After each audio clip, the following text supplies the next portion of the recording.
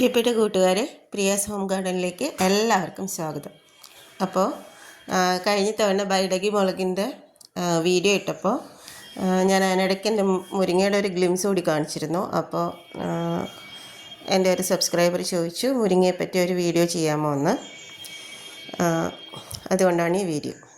അപ്പോൾ ഈ മുരിങ്ങ ഞാൻ വീട് വെച്ച ഉടനെ നട്ട ഒരു മുരിങ്ങയാണ്. 2 വർഷം ഒരനക്കവും ഇല്ലാതെ നിന്നു.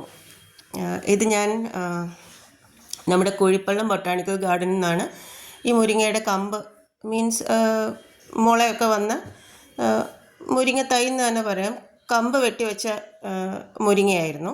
അപ്പോൾ ഞാൻ അവിടെ നിന്ന് വാങ്ങി നട്ടതാണ്. ഇച്ചിരി ഒരു എലവേറ്റഡ് ആയിട്ടുള്ള ഗ്രൗണ്ട് ലെവലിൽ നിന്ന് കുറച്ച് എലവേറ്റഡ് ആയിട്ട് സിമൻ്റ് ഇട്ട് സൈഡ് കെട്ടി അതിനകത്ത് മണ്ണ് നിറച്ചിട്ടാണ് ഈ ചെടികൾ നട്ടിരിക്കുന്നത്. ബാക്കി ഭാഗം നമ്മുടെ തറയോടിട്ടേക്കുവാണ്. അപ്പോൾ 2 വർഷം ഈ മുരിങ്ങ ഞാൻ നിറയെ വെള്ളം കൊടുക്കുമായിരുന്നു. ആക്ച്വലി എനിക്ക് മുരിങ്ങയെപ്പറ്റി വലുതായിട്ടൊന്നും അറിയില്ല, പക്ഷേ എനിക്കൊരു മുരിങ്ങ വീട്ടിൽ വേണമെന്ന് ഭയങ്കര ആഗ്രഹമായിരുന്നു. അത് കാരണം നട്ട മുരിങ്ങയാണ്. അതുകൊണ്ട് നന്നായിട്ട് വെള്ളം കൊടുക്കുമായിരുന്നു. മുരിങ്ങ വളരെ പെട്ടെന്ന് വളർന്ന് വലിയ മരം പോലെയായി, നിറയെ പന്തലിച്ച് നിറയെ ഇലകളും ശാഖകളും ഒക്കെ വന്നു. അപ്പോൾ എൻ്റെ നെയ്ബേഴ്സിൻ്റെ ഫ്രണ്ട് സൈഡിലേക്കും കൂടി അവരുടെ മുകളിലത്തെ ബാൽക്കണിയിലേക്ക് കൂടി നിൽക്കുകയാണ് എൻ്റെ മുരിങ്ങ. പക്ഷെ അവർക്ക് ഇലയൊക്കെ എടുക്കാനും മുരിങ്ങയുടെ തണലുമൊക്കെ ആവശ്യമുള്ളത് കൊണ്ട് അവരത് വെട്ടാൻ സമ്മതിക്കാറില്ല. വെട്ടാൻ ഞങ്ങൾ വില്ലിങ് ആണെങ്കിലും അവരും ഞങ്ങൾ 2-3 വീട്ടുകാരും ഒക്കെ ഈ മുരിങ്ങയുടെ ഇലകൾ എടുത്തുകൊണ്ടിരുന്നു. അപ്പോൾ വേറെ പ്രത്യേകിച്ച് ഇതിന് പ്രയോജനമൊന്നുമില്ല. 2 തവണയും പൂക്കൾ വന്നെങ്കിലും ആദ്യത്തെയോ 2ാമത്തെയോ മഴയ്ക്ക് പൂക്കളെല്ലാം കൊഴിഞ്ഞു പോവുകയാണ് ചെയ്തത്. എൻ്റെ മുരിങ്ങ കായ്ച്ചില്ല. അപ്പോൾ അതിനുശേഷമാണ് ഞങ്ങളുടെ കൃഷിക്കൂട്ടായ്മയിലെ മുതിർന്ന ഒരംഗം മുരിങ്ങയ്ക്ക് തീരെ വെള്ളം കൊടുക്കാൻ പാടില്ലെന്നും മുരിങ്ങ ഒരു ഡ്രൈ ലാൻഡ് പോലെയുള്ള സ്ഥലങ്ങളിൽ നന്നായിട്ട് വളരുകയും കായ്ക്കുകയും ചെയ്യുന്ന ചെടിയാണെന്നും പറഞ്ഞു വന്നത്. അതിനുശേഷമാണ് ഞാൻ മുരിങ്ങയ്ക്ക് വെള്ളം കൊടുക്കാതായത്. അപ്പോൾ ഈ വർഷം കഴിഞ്ഞ വർഷം ലാസ്റ്റ് ഒക്ടോബർ നവംബർ സമയത്ത് എൻ്റെ മുരിങ്ങ വീണ്ടും നിറയെ പൂത്തു. അപ്പോൾ ഈ പൂക്കൾ മഴയത്ത് കൊഴിഞ്ഞു പോകും എന്നാണ് വിചാരിച്ചത്. പക്ഷെ പൂത്ത സമയത്ത് ആ പൂക്കൾ കൊഴിഞ്ഞു പോകാതെ നിറയെ കായാകാൻ വേണ്ടിയിട്ടൊരു സൂത്രം ചെയ്തായിരുന്നു. വളരെ സിമ്പിളാണ്. എപ്സം സോൾട്ട് അറിയാമല്ലോ, മഗ്നീഷ്യം സൾഫേറ്റ് നമുക്ക് കൃഷിക്കടകളിൽ നിന്നൊക്കെ വാങ്ങാൻ കിട്ടും. അത് 2 ടീസ്പൂൺ 1 ലിറ്റർ വെള്ളത്തിൽ നന്നായി ലയിപ്പിച്ച് മുരിങ്ങയുടെ കടയ്ക്കൽ ഒഴിച്ചു കൊടുത്തു. അപ്പോൾ പൂ 2 വർഷം വരുന്നുണ്ടായിരുന്നു, പക്ഷെ കായായില്ല. പക്ഷെ ഇത്തവണ നിറയെ കായ്ച്ചിട്ടുണ്ടെന്ന് പറഞ്ഞാൽ 2 വർഷം കായ്ക്കാത്തതിൻ്റെ മുഴുവൻ ക്ഷീണവും പരാതിയൊക്കെ തീർത്ത് എൻ്റെ മുരിങ്ങ നിറയെ കായ്ച്ചിട്ടുണ്ട്. ഇത് 3ാമത്തെ സ്റ്റെപ്പാണ് ഇപ്പോൾ കായ്ച്ചു നിൽക്കുന്നത്. 2 സ്റ്റെപ്പ് ഓൾറെഡി ഞങ്ങൾ വിളവെടുത്ത് കഴിഞ്ഞു. ഒരുപാട് മുരിങ്ങയ്ക്ക ഉണ്ടായിരുന്നു. റിലേറ്റീവ്സിന്, ഓഫീസിലെ കൊളീഗ്സിന്, ഫ്രണ്ട്സിന്, നെയ്ബേഴ്സിന്, കുട്ടികളുടെ സ്കൂളിൽ ഒക്കെ കൊടുത്തു വിട്ടു. ഇപ്പോൾ 3ാമത്തെ സ്റ്റെപ്പ് മുരിങ്ങ കായ്ച്ചു നിൽക്കുകയാണ്. അപ്പോൾ മുരിങ്ങ കായ്ക്കാൻ വേണ്ടി എൻ്റെ എക്സ്പീരിയൻസിൽ നിന്ന് മനസ്സിലായത് 2-3 കാര്യങ്ങളാണ്. ഒന്ന്, മുരിങ്ങയ്ക്ക് തീരെ വെള്ളം വേണ്ട. വെള്ളം താഴ്ന്ന സ്ഥലങ്ങളിലും ആകാൻ പാടില്ല നടുന്നത്. ഇതുപോലെ കുറച്ച് വെള്ളം താഴ്ന്ന സ്ഥലമാണെങ്കിൽ കുറച്ച് ഉയർന്ന ഇച്ചിരി എലവേറ്റഡ്, ഗ്രൗണ്ട് ലെവലിൽ നിന്ന് ഇച്ചിരി എലവേറ്റഡ് ആയിട്ട് നിൽക്കുന്ന, വെള്ളം പെട്ടെന്നൊന്നും ഒഴുകിച്ചെന്ന് നിറയാത്ത സ്ഥലത്ത് മുരിങ്ങ വയ്ക്കുന്നതാണ് നല്ലത്. അപ്പോൾ മുരിങ്ങയുടെ ചോട് നല്ല ഡ്രൈ ആയിട്ടിരിക്കും. പിന്നെ മുരിങ്ങയിൽ ഇടയ്ക്കിടയ്ക്ക് എന്തെങ്കിലുമൊക്കെ ഒരു വെജിറ്റേറ്റീവ് ആക്ഷൻ ഉണ്ടാവാനുള്ള ഒരു സാഹചര്യം നമ്മൾ ഒരുക്കി കൊടുക്കണം. അതായത് മുരിങ്ങയെ ഞാൻ ആദ്യം ഭയങ്കര കെയർഫുള്ളായിട്ട് ഇല പോലും എടുക്കാതെ വളരെ ശ്രദ്ധിച്ചാണ് ഈ മുരിങ്ങ വളർത്തിയത്. അങ്ങനെയല്ല വേണ്ടത്. നമ്മൾ ഇടയ്ക്കിടയ്ക്ക് ഇതിൻ്റെ ചില്ലകൾ ഒടിക്കുകയും ഇലകൾ എടുക്കുകയും പിന്നെ പുതിയ നാമ്പുകൾ വരും, പുതിയ ഇലകൾ വരും. അപ്പോൾ മുരിങ്ങയിലൊരു വെജിറ്റേറ്റീവ് ആക്ഷൻ നടന്നുകൊണ്ടിരിക്കും. അപ്പോൾ ആ സമയത്ത് അങ്ങനെയുള്ള മുരിങ്ങകൾക്ക് കായ്ക്കാനുള്ള ടെൻഡൻസിയും കൂടും. 2ാമത്, മുരിങ്ങ പൂക്കാനുള്ള വിദ്യയാണ്.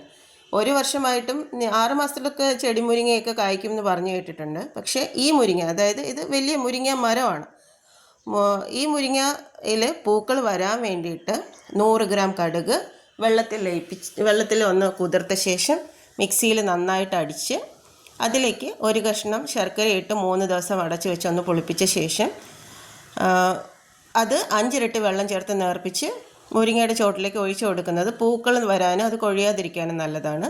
പൂക്കൾ വന്നു കഴിഞ്ഞാൽ നിങ്ങൾക്ക് വേറെ ഒന്നും ചെയ്യേണ്ട. ഈ പറഞ്ഞ പോലെ 2 ടീസ്പൂൺ എപ്സം സോൾട്ട് 1 ലിറ്റർ വെള്ളത്തിൽ കലക്കി മുരിങ്ങയുടെ ചോട്ടിലേക്ക് ഒഴിച്ചു കൊടുക്കുക. ഇത്രയേ ചെയ്യണ്ടൂ, നിങ്ങളുടെ മുരിങ്ങ കായ്ക്കും തീർച്ചയായിട്ടും. ഇനി നമ്മൾക്ക് മുരിങ്ങയില കൊണ്ട് നമ്മൾ പലവിധമായ വിഭവങ്ങൾ ഉണ്ടാക്കാറുണ്ട്. മുരിങ്ങ ഒരു അത്ഭുതകരമായ റീജനറേറ്റിംഗ് പവറുള്ള ഒരു പ്ലാന്റാണ്. അതിൻ്റെ എല്ലാ ഭാഗങ്ങളും നമ്മൾക്ക് ഉപയോഗിക്കാൻ പറ്റും. അപ്പോൾ വീടുകളിൽ നമ്മൾ സാധാരണ മുരിങ്ങയില കറി, തോരൻ ഒക്കെ വയ്ക്കാറുണ്ട്. അപ്പോൾ നമ്മുടെ ഡയറ്റ് നോക്കുന്നവർക്കും പ്രോട്ടീൻ റിച്ച് ആയിട്ടുള്ള ഫുഡ് വേണം എന്നുള്ളവർക്കും തടി കുറയ്ക്കാനും ജിമ്മിൽ പോകുന്നവർക്കും ഒക്കെ വളരെ സ്വാദിഷ്ടമായി എളുപ്പത്തിൽ തയ്യാറാക്കാൻ പറ്റുന്ന ഏറ്റവും പോഷക സമൃദ്ധമായ ഒരു സൂപ്പിനെ പറ്റിയാണ് ഞാനീ പറയുന്നത്. ഇതിന് നമുക്ക് വേണ്ടത് മുരിങ്ങ വല്ലാതെ മൂത്ത് പോകുന്നതിന് മുമ്പുള്ള പരുവത്തിലെടുക്കുക. 1 മുരിങ്ങയ്ക്ക, 1 പിടി മുരിങ്ങയില. ഇതിപ്പോൾ ഞങ്ങൾ 3 പേർക്ക് കഴിക്കാനുള്ള ഒരു പോർഷനിലാണ് ഞാൻ ഉണ്ടാക്കുന്നത്. ഇത്രയും മതിയാവും. പിന്നെ 1 സവാള, 1 തക്കാളി, കുറച്ച് വെളുത്തുള്ളി, ഇഞ്ചി ചോപ്പ് ചെയ്തത്, അതിൻ്റെ കൂടെ കുറച്ച് ഉപ്പും ചേർത്ത് നമ്മുടെ കുക്കറിൽ ഒരു മീഡിയം വിസിലിൽ 3 വിസിൽ കേൾപ്പിച്ചതാണ് ഇത്. വേവിച്ചെടുക്കുക. അതിലേക്ക് ഒരു പിടി ചെറുപയർ, നമ്മൾ ഈ കോൺഫ്ലോറൊക്കെ ചേർന്ന് സൂപ്പിൻ്റെ കട്ടി കൂട്ടുന്നതിനേക്കാൾ പ്രോട്ടീനേഷ്യസ് ആയിട്ടും കൂടി ഇതിനെ മാറ്റാൻ വേണ്ടിയിട്ട് ആണ് ഞാനിതിൽ 1 പിടി ചെറുപയർ ചേർക്കുന്നത്. അത് നന്നായിട്ട് മാഷ് ചെയ്തെടുക്കുക. തണുത്ത ശേഷം മിക്സിയിലടിക്കാം, അല്ലെങ്കിൽ കുറച്ചുകൂടി കട്ടി കുറച്ച് വേണമെന്നും ക്ലിയർ സൂപ്പ് വേണമെന്നൊക്കെ ഉള്ളവർക്ക് സ്പൂണിൻ്റെ തടിയുടെ സ്പൂൺ ഉണ്ടെങ്കിൽ അത് വെച്ചിട്ട് മാഷ് ചെയ്തെടുക്കാവുന്നതാണ്. ഞാൻ ഇത് മിക്സി തന്നെ അരിച്ചെടുത്തതാണ്. അത് ഈ ഒരു കൺസിസ്റ്റൻസിയിലായിരിക്കും കിട്ടുക. ഇതാ ഇങ്ങനെ നമ്മൾ വലിയൊരു അരിപ്പയിൽ ഒഴിച്ച് അരിച്ചെടുത്തതാണ്. അതിനുശേഷം ഒരു പാൻ എടുക്കുക, നെയ്യൊഴിക്കുക, അതിനകത്തേക്ക് കുറച്ച് ജീരകം ഇടുക, അതിൽ ചെറിയുള്ളി ഒഴിച്ച് താളിക്കുക. ചെറിയുള്ളി ചെറുതായിട്ട് അരിഞ്ഞത് ചേർക്കുക. അതിലേക്ക് ഒരു ചെറിയ കഷ്ണം കറുവപ്പട്ടയും 1-2 ഗ്രാമ്പൂ ചേർക്കുക. അത് ടേസ്റ്റ് എൻഹാൻസ് ചെയ്യാനും ദഹനം കുറച്ചുകൂടി എളുപ്പത്തിലാക്കാനും സഹായിക്കുന്നു. ഇത് നമ്മൾ കടുക് വറുക്കില്ലേ കറിക്കൊക്കെ, അതുപോലെ സാധാരണ കടുക് വറുക്കുക. ഇതിലേക്ക് ആ സൂപ്പ് ചേർക്കുക. ജസ്റ്റ് ഒന്ന് തിള വരിക. ഇത് തിളച്ച് പറ്റുമൊന്നും വേണ്ട, ജസ്റ്റ് ഒരു തിള വരിക, ഓഫ് ചെയ്യുക. സ്വാദിഷ്ടമായ മുരിങ്ങയില സൂപ്പ് നമ്മൾക്ക് വീട്ടിൽ തയ്യാറാക്കാം. ഏറ്റവും പ്രോട്ടീനേഷ്യസ് ആയിട്ടുള്ള കുട്ടികൾക്കും മുതിർന്നവർക്കും ഒരുപോലെ കഴിക്കാൻ പറ്റുന്ന ഒരു വിഭവമാണ്. നിങ്ങളിത് ജസ്റ്റ് ഒന്ന് ട്രൈ ചെയ്ത് നോക്കുക. അപ്പോൾ താങ്ക് യു ഓൾ. എല്ലാവരും എൻ്റെ ചാനൽ സബ്സ്ക്രൈബ് ചെയ്യുക, എന്നെ സപ്പോർട്ട് ചെയ്യുക, കമൻറ്റ് ചെയ്യുക. Thank you.